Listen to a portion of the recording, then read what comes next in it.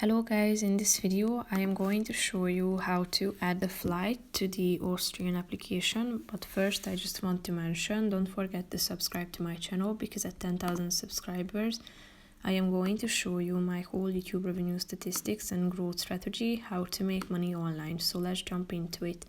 First of all, open the application on your phone. After that, you should tap on the My Flights button down below and then click on the Book a Flight button or Add the Flight. Here you can select from these trip options at the top, round trip, one way or multi-city. Then select your departure point. So tap on the From button and type in your departure point. Then type in the To box and then select your destination.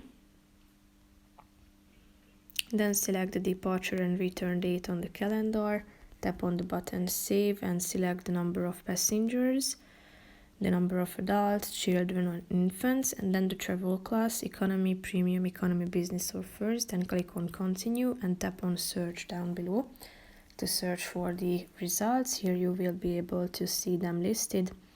Then you should tap on the relevant one that you would like to purchase. So tap on it and then you will be able to book this flight. Here you can see the details. Select the fare. And then click on Confirm and continue to pay for your flight. So that's pretty much it for this video, guys. See you in the next one. Bye bye.